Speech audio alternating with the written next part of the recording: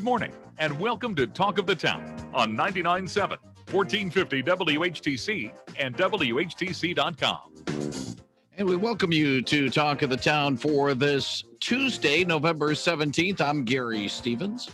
We'll be joined by the Master Gardener, Jan Musin from the Brine Seed in the 10 to 11 o'clock hour. Patty Vandenberg will be with us in about an hour with what's new around Holland. And we hope to be able to be joined by Ottawa County Sheriff. In fact, we will be joined by Ottawa County Sheriff Steve Kempker a little after 11 o'clock this morning because there are some changes in the way that we will be doing business with the Ottawa County government beginning tomorrow. But on this third Tuesday of the month, we are very pleased on a regular basis to be joined by the Superintendent of Holland Public Schools, Dr. Brian Davis. He joins us via the Zoom connection from his offices in the administration section of Holland Public Schools. Brian, good morning and welcome back to WHTC. Good morning, Gary. My pleasure to be here as always. Glad you are with us. And if you have a question for Brian about Holland Public Schools, you'll be apt to answer it at 395-1450, 395-1450. When one goes to hollandpublicschools.org, that is the website for Holland Public Schools, they are greeted by a message. Remote learning for all grades programs from November 20 through December 11th. HPS will transition to remote learning beginning on November 30th through December 11th for all grades and programs pre-K through 12. Brian, if you can explain the rationale behind that decision. Absolutely, Gary. In a communication that we sent out last week to our parents and families and caregivers, certainly we wanted to have the opportunity to say, now's the time to start planning for what will likely be an inevitable situation. To begin planning for childcare needs, to begin planning for establishing learning environments at home where students are going to be able to spend their time learning, to begin planning what food and meal preparation might look like, begin planning about who might need to be at home and provide additional supports for children. And we transitioned our high school into remote learning this week, 9 through 12. And given the executive order from the Michigan Department of Health and Human Services, and looking at the impact of positivity rates currently in Ottawa County, the anticipated growth that will occur after social gatherings with the holiday next week, a 14-day incubation period, being able to look at the impact that schools have had to take on for contact tracing and quarantine procedures, and the impact it has had on our ability to effectively provide guest or substitute teachers into our classrooms. Working with the health department, working with much discussion last night with our board, we feel it is the most safest, prudent, and responsive way to address the growing trends by being in a remote setting following Thanksgiving. The order, the epidemic order, places high schools in that until December 9. Our impact and beginning to see what it's looking like in our middle and elementary classrooms is still lower than what our high school are, but the numbers are continuing to rise. We have a 14.6 positivity rate in Ottawa County. That at least was the rate that was provided yesterday. There were over 800 new cases in Ottawa County from Friday afternoon to Sunday noon. I haven't had a chance to review the numbers yet today. These are alarming rates as they continue to escalate and go, and our school community is no longer immune from this epidemic anymore and our ability to operate well.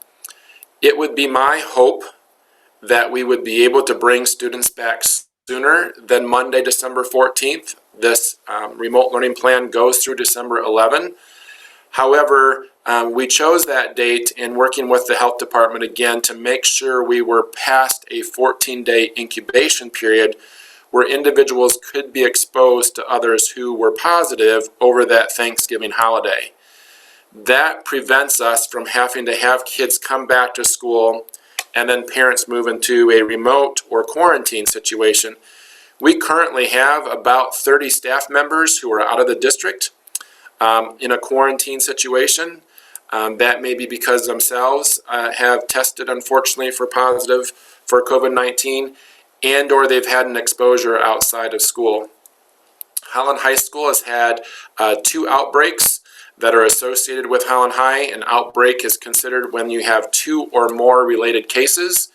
As we heard in the press conference on Sunday, high schools unfortunately are beginning to make up a significant percentage of the outbreaks across the state.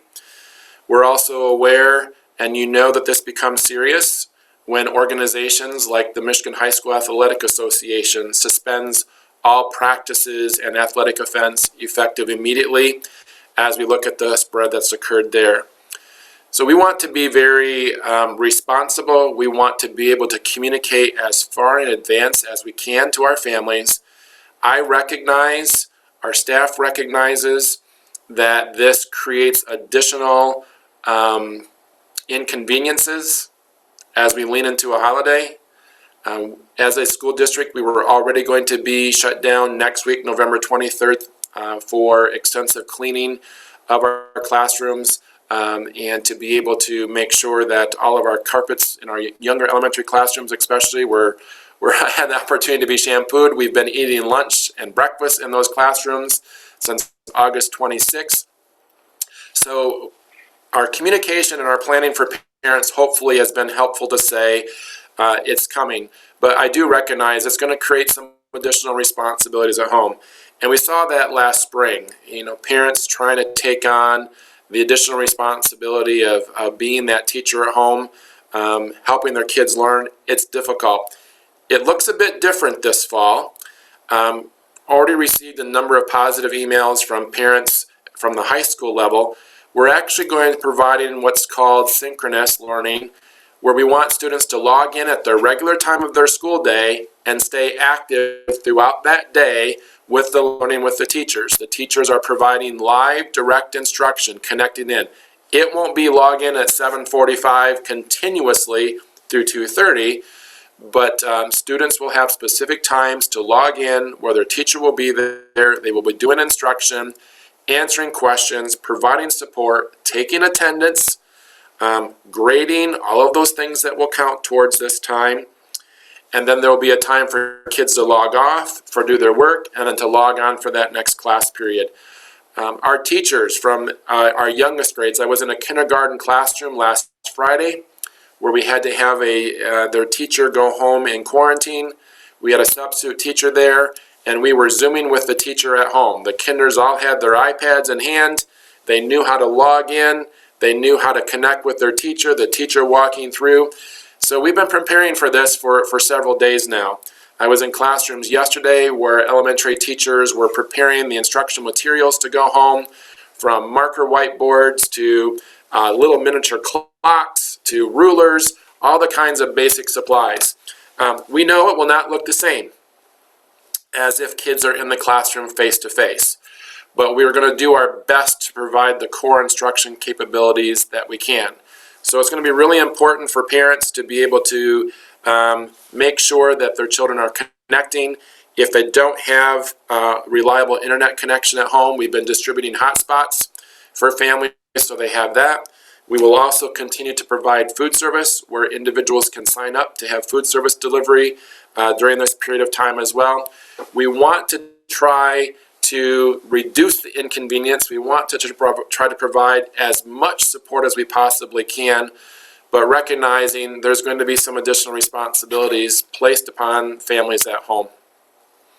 If you got a question for Holland School Superintendent Brian Davis, he'll be happy to take it at 395-1450, 395-1450. Brian, I wanted to call up, and that's why it took me a moment or so while you were explaining some of the things going on. I want to bring up remarks made in a column by Lansing State Journal sports columnist Graham Couch, and it was basically, and I'm going to quote from his column and get your thoughts on this. It's not so much the 3 weeks of new COVID-19 restrictions that's depressing. It's knowing that it probably won't be just 3 weeks, and knowing what that could mean for exhausted restaurant owners and employees who scrape by this long, and for high school athletes in the midst of magical postseason runs, and knowing that it didn't have to be this way. If we give up about our local brew pubs and breakfast joints, if we care about the mental health and dreams of high school kids, if we can be bothered to be concerned about healthcare workers and teachers, if we can see our community beyond our own little lives, then we can do this right. 3 hard weeks that could turn into 4 or 5 weeks, but won't be forever if we're disciplined. Let's see if we can get back to our old pandemic lives, back when it was worth debating whether kids should be in school buildings and which sports should be played, back when the coronavirus positivity rates were largely south of 3%, we're nearly 13% statewide. Basically, the article says, don't pin the shutdown on the governor. If restaurants and high school sports are important, prove it. Your thoughts on maybe the sentiments of a lot of people that are following high school sports? I think Mick McCabe of the Free Press is in the same boat as Graham Couch of the Lansing State Journal. Well, listen, Gary, we can follow this all the way back to March, right? And as a public health official, in my role, one of my many roles that's now become part of my superintendency, I've repeatedly talked about it's our collective responsibility. And I know our viewers can't see this Zoom meeting right now as we're broadcasting this at home. I was out trying to gather a few things as part of my routine, weekly getting groceries, dog food, that kind of stuff. There are people that are wearing masks. However, the masks are not being appropriately worn. Your mask needs to cover your mouth and your nose. A gaiter needs to cover your mouth and the nose. The gaiter pulled down around your neck does us no good. A mask where your nose is completely hanging out does not prevent the exposure or spread from myself to you, Gary, or from you to me. So the wearing of mask, number one, needs to be an appropriate wearing of the mask. We need to make sure it's covered. For the employees who are working, I saw many examples where employees weren't appropriately wearing their mask. To those individuals who are out in the public, to individuals who aren't wearing masks at all. We need to put politics aside, and we need to talk about this is from an epidemiologist standpoint, from our health department standpoint. I have friends who are doctors and nurses who are exhausted working 16, 18-hour shifts. This is a real thing. When we look at the hospital capacity here in Ottawa County, we reviewed those numbers on Monday with our health department officials. I would agree with the columnist that you just said. If school is important, if the economy is important, then we collectively need to get back to work together. I know it's been exhausting and tired for all of us, myself included. But it's pretty clear as you look at these trends and numbers. When I reviewed the epidemiology reports from the University of Michigan that the governor's office had shared last March, we hit most of those trends. We were able to bend it a bit, and now it's back as it was projected, and it's back worse than what it was because now we're in those closed-in environments. So we may have to sacrifice for a period of time, a bit longer, not being able to take into some of those conveniences that we are used to, or to be able to do some of those things that are fun or enjoying, so that we can get schools back in session, so we can keep employers back in business. I really empathize with our small business owners, with our restaurant owners. I have friends who work in those environments as well too. It has been extremely challenging. If we look at what this epidemic is having across the globe, it's not just United States issue. Although it's exploding here, it's impacting other countries. It feels like when it's in your home, or it's when in my one elementary classroom or one elementary building or just how in public, it can feel like it's just me having to do this, right? At the radio station, you must be the only radio station that has to wear a mask or talk about it.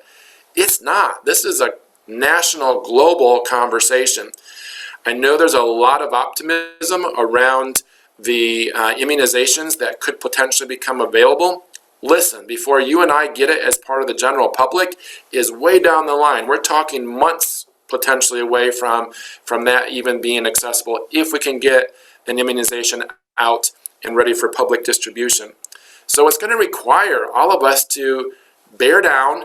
It's kind of like, if we want to use that football analogy, you're in the fourth quarter, you're on the 30-yard line, there's 2 minutes left in the game. That's not a time where you take off your helmets and give up if you're only down by a field goal. It's time when you dig in, you dig deep to what you've practiced, you know what the game plan is, what the strategy is, and we got to get out there and keep working at it. We got to get out there and keep fighting at it.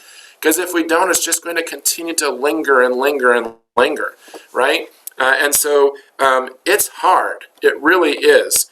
We have worked, I've been really surprised, pleasantly surprised, that we were able to stay in school as long as we did. I want to give a shout out to all the educators in Michigan, more specifically the Holland Zeeland area, because those are the colleagues I work with most closely. And of course, my peeps here in Holland Public. They have been working incredibly hard to do all of the guidelines, cleaning classroom desk and furniture and hand sanitizing and washing and eating breakfast in the classroom and eating lunch in the classroom and different change in schedules. These educators, my hat's off to them. And they're going to continue to work hard. They want to keep kids in school, especially our youngest kids, because we know the ability for them to learn online is significantly impacted. But we also recognize there comes a space and a place and a time where the overall safety from a community perspective is most important. I can't operate school if I don't have bus drivers who are currently on quarantine, food service workers who are currently on quarantine, secretaries currently on quarantine. I was principal last week for a while until we could find another substitute person. I have principals on quarantine. I have teachers on quarantine. I have key members of my team on quarantine. We can't operate school when you have that many people across the board on quarantine. You just can't do it well. And in some cases, you can't do it at all. You're going to begin to see communication from other neighboring districts of similar plans coming out today. I've had a chance to cooperate and collaborate with them. This is our snow day. It's going to be a polar vortex. It's going to be a long winter over the next few days, next few weeks. Let's hopefully, if we all pull together, it won't be for the next few months. We're talking with Holland School Superintendent Dr. Brian Davis on WHTC's Talk of the Town for this Tuesday, November 17th. If you have a question for Brian, he'll take it at 395-1450. Good morning. You're on the line with Superintendent Brian Davis. Good morning. I'm quite impressed what he was talking about before the break. What he was talking about, a lot of truth to that. But I got another question. What's happening with changing the Dutch logo from the Holland High School District? All right, we'll get that question answered. Thank you very much for the call, Brian. Yeah, thank you, and I appreciate the caller, recognizing the efforts that we're trying to do collectively to keep education and learning going. With respect to the mascot conversation, we had 130 individuals express interest in being part of this conversation. The Board of Education last night continued the conversation around how to best facilitate that. We wanted to make sure that we had individuals representing different voices, different positions, and different thoughts on the topic to be able to come together. We anticipate identifying the entity to facilitate that work with us in December. We will have some orientation opportunities for those who express interest to decide if they'd like to continue in the process. We anticipate having approximately 25 to 30 people who will be engaged in that conversation. And we'll really, over the next 8 to 10 months, spend some time talking about that, diving deep into it. Ultimately, at the end, the only purpose of this Citizens Advisory Committee is to answer the question, do they feel as though the continued use of the mascot is consistent with the core values that the board has identified as part of their strategic plan? If at the answer of that, and they will be surveying and gathering information across the community to get input from many voices who aren't just at that table. If in the end, they answer the question, yes, it still remains inclusive based upon the stories and narratives that we were able to collect. We don't recommend that there's a change at that time. Then the board will need to decide what they do with that recommendation. If the recommendation is we have found that it is not as inclusive as what it could be, and recommend that a name consideration be changed, then that recommendation would go to the board. And then there would begin a new process of, if there was a recommendation for a change, that would begin the process of identifying what should that new mascot be, if at all. So we are many months away from any decision on that being made. It's a process that we hope brings together differing points of view on it, that can learn and listen to each other to talk about the impact of that. It's a process that we hope can be replicated for other entities across the community. It's a process where we hope that we can bring together differing points of view to, first and foremost, listen from each other and listen to each other, and actually also learn from each other. So it's going to be several months before we have any final decision on that. We want to make sure that it's a transparent process and respects differing points of view. Along those lines, then, have you been in conversation with Saugatuck's Tim Travis, because they're making a change? They're going to probably announce it at the end of this year, the calendar year. Yeah, I've had conversation with local superintendents. I've had conversations with local entities that are considering what this could mean for their institution as well. I've had conversation with superintendents across the state. This is not something that's unique to Holland, but that many are considering what does that, a logo like that, or what does a mascot mean? So I've had a chance to talk to a lot of people and really appreciate the differing points of view and an opportunity to listen and learn from one another. The COVID-19 situation, unfortunately, has sort of wiped out some of the things that we normally would be talking about in our November conversation, Brian, not only with Christmas programs and the end of the first semester and final exams and some of the fun things that eventually we will be talking about. Will probably be November 2021 before we talk about some of the holiday things coming up. But still, in the last minute or so of our conversation, it's still a case of